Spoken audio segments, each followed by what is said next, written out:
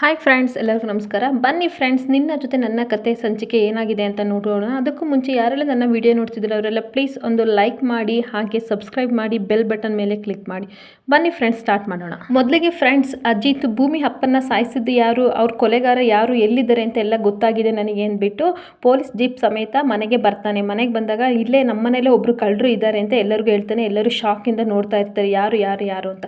ಯಾರು ಅಜಿತ್ ಅಂತ ಎಲ್ಲ ಕೇಳಿದಾಗ ಬೆರಳು ಮಾಡಿ ಎಲ್ಲರ ಕಡೆ ತೋರಿಸ್ತಾ ಇರ್ತಾನೆ. ಎಲ್ಲರೂ ಶಾಕ್ ಆಗಿರ್ತಾರೆ. ಕೊನೆಗೆ ಸೆಕ್ಯೂರಿಟಿ ಗಾರ್ಡನ್ ಹತ್ರ ತೋರಿಸ್ತಾನೆ. ಅವಾಗ ಸೆಕ್ಯೂರಿಟಿ ಅಂತ ಕರೀತಾನೆ. ಅವ್ನು ಬಂದ್ಬಿಟ್ಟು ಸರ್ ಅಂತಾನೆ, ನಿನಗೂ ಭದ್ರನಿಗೂ ಏನು ಸಂಬಂಧ ಇದೆ, ಅವ್ನು ನಿನಗೆ ಕಾಲ್ ಮಾಡಿದ್ನಲ್ಲ, ನೀನೇ ಯಾಕೆ ಕೊಲೆಗಾರ ಆಗಿರಬಾರ್ದು ಅಂತ ಕೇಳ್ತಾನೆ. ಆಗ ಸೆಕ್ಯೂರಿಟಿ ಶಾಕ್ ಆಗಿ ನೋಡ್ತಾ ಇರ್ತಾನೆ. ಸರ್, ಇದಕ್ಕೂ ನನಗೂ ಸಂಬಂಧ ಇಲ್ಲ ಸರ್, ನನ್ನ ಫೋನ್ ಒಂದು ವಾರದಿಂದ ಕಳೆದೋಗಿದೆ ಸರ್, ನಾನು ಶ್ರವಣ್ ಸರ್ಗೂ ಹೇಳಿದ್ದೀನಿ ಸರ್, ಹಂಗಾಗಿ ಅವ್ರು ನನಗೆ ಫೋನ್ ಕೊಡಿಸಿದ್ರು ಅಂತ ಹೇಳ್ತಾ ಇರ್ತಾನೆ. ಅವಾಗ ಅಜಿತ್ ಶ್ರವಣ್ಗೆ ಫೋನ್ ಮಾಡ್ತಾನೆ.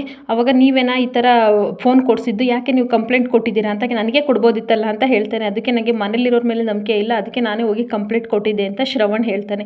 ಹೌದಾ, ಹಾಗಾದರೆ ನಾನು ವಿಚಾರ ಮಾಡೇ ಮಾಡ್ತೀನಿ ಅಂದ್ಬಿಟ್ಟು ಫೋನ್ ಕಟ್ ಮಾಡ್ತಾನೆ. ಬೇಕಂದರೆ ನಾನು ಮತ್ತೆ ಕಾಲ್ ಮಾಡ್ತೀನಿ, ನೀವು ಅವಾಗ ಬಂದು ಕಂಪ್ಲೇಂಟ್ ಕೊಡಬೇಕು ಅಂತ ಹೇಳ್ತಾನೆ. ಸರಿ ಅಂತ ಶ್ರವಣ್ ಒಪ್ಕೊತಾನೆ.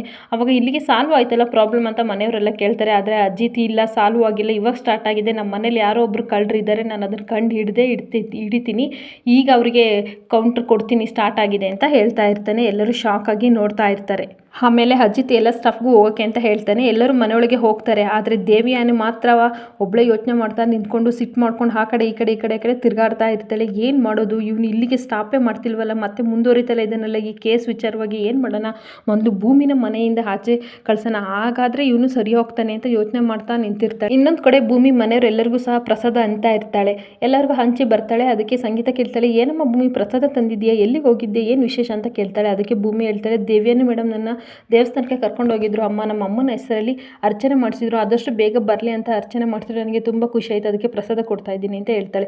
ಆಗ ಮನೆಯವ್ರಿಗೆಲ್ಲರಿಗೂ ಶಾಕ್ ಆಗುತ್ತೆ. ಆವಾಗ ಅಜ್ಜಿ ಹೇಳ್ತಾರೆ, ಏನು ದೇವಿಯಾನಿ, ನೀನು ಇವರಮ್ಮನ ಜೊತೆ ಅರ್ಚನೆ ಮಾಡ್ಸೋಕ್ಕೆ ಅಂತ ಹೋಗಿದ್ದೆ, ಇವರಮ್ಮನಿಗೋಸ್ಕರ ಹೋಗಿದ್ಯಾ ಅಂತವ ಹೇಳ್ತಾಳೆ. ಅದಕ್ಕೆ ಹೌದಮ್ಮ, ನಾನು ಒಂದು ಹೆಣ್ಣಲ್ವಾ, ಅದಕ್ಕೋಸ್ಕರ ಹೋಗಿದ್ದೆ ಅಂತ ಹೇಳ್ತಾಳೆ. ಭೂಮಿನೂ ಸಹ ನನಗೆ ಮಗಳಿದ್ದಂಗೆ, ಅವಳ ಕಷ್ಟ ಏನು ಅಂತ ನನಗೆ ಅರ್ಥ ಆಗುತ್ತೆ, ಅಮ್ಮನ ನೋವು ಅಂತ ಏನು ಅಂತ ಅವಳಿಗೆ ತುಂಬ ಬೇಜಾರಾಗಿದ್ದಾಳೆ, ಅದಕ್ಕೋಸ್ಕರ ನಾನು ಹೋಗಿದ್ದೆ ಅಂತ ದೇವಿಯಾನಿ ಹೇಳ್ತಾಳೆ. ಆಮೇಲೆ ನನಗೆ ಸ್ವಲ್ಪ ಯಾಕೋ ಭುಜ ನೋವ್ತಾ ಇದೆ, ಸ್ವಲ್ಪ ಮಸಾಜ್ ಮಾಡು ಬಾ ಅಂತ ಅಶ್ವಿನಿನ ಕರ್ಕೊಂಡು ಹೋಗ್ತಾಳೆ.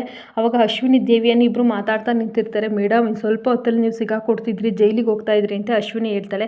ಆಗೋಕ್ಕೆ ಚಾನ್ಸೇ ಇಲ್ಲ, ನಾನು ಪ್ರತಿ ಸಲ ಸಿಮ್ನ ಚೇಂಜ್ ಮಾಡಿ ಮಾಡ್ತಾ ಇದ್ದೆ, ಈ ಸಲ ಮಿಸ್ ಆಗಿ ಸೆಕ್ಯೂರಿಟಿ ಫೋನ್ನ ನಾನು ತೊಗೊಂಡು ಮಾಡಿದೆ, ಬಟ್ ಆದರೂ ನಾನು ಸಿಗಾಕೊಳ್ಳಿಲ್ಲ, ನಾನು ಸಿಗಾಕೊಳ್ಳೋಕ್ಕೆ ಚಾನ್ಸೇ ಇಲ್ಲ. ಯಾಕೆಂತಂದರೆ ಭೂಮಿ ಯಾರ ಮಗಳು ಅಂತ ಯಾರಿಗೂ ಗೊತ್ತಿಲ್ಲ, ವೀರಣ್ಣನ ಸ್ವಂತ ಮಗಳು ಅಂತ ಎಲ್ಲ ಅಂದ್ಕೊಂಡಿದ್ದಾರೆ, ನಿಜ ಹೇಳೋಕ್ಕೆ ವೀರಣ್ಣನೂ ಸಹ ಇಲ್ಲ, ಹಾಗಾಗಿ ನಾನು ಸಿಗಾಕೊಳ್ಳೋಕ್ಕೆ ಚಾನ್ಸೇ ಇಲ್ಲ, ದೇವಿಯನ್ನು ಯಾರೂ ಸಹ ಟಚ್ ಮಾಡೋಕ್ಕಾಗಲ್ಲ ಅಂತ ಹೇಳ್ತಾ ಇರ್ತಾಳೆ.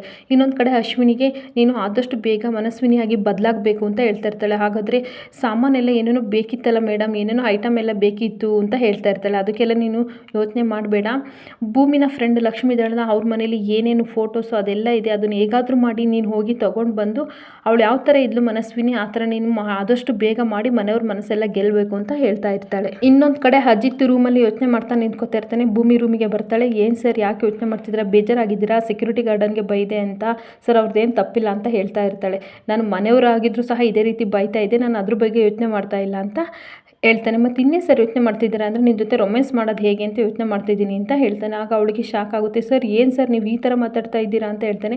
ಹಾಗೆ ಹೇಳ್ತಾ ಇಲ್ಲ, ನಾನು ನಿನ್ನ ಜೊತೆ ರೊಮ್ಯಾನ್ಸ್ ಮಾಡಲೇಬೇಕು ಅಂತ ಹಾಗೆ ಮುಂದೆ ಬರ್ತಾ ಇರ್ತಾನೆ. ಅವಳ ಮೇಲೆ ಹತ್ರ ಬರ್ತಾನೆ, ಕಿಸ್ ಮಾಡೋ ರೀತಿ ಮಾಡ್ತಾ ಇರ್ತಾನೆ.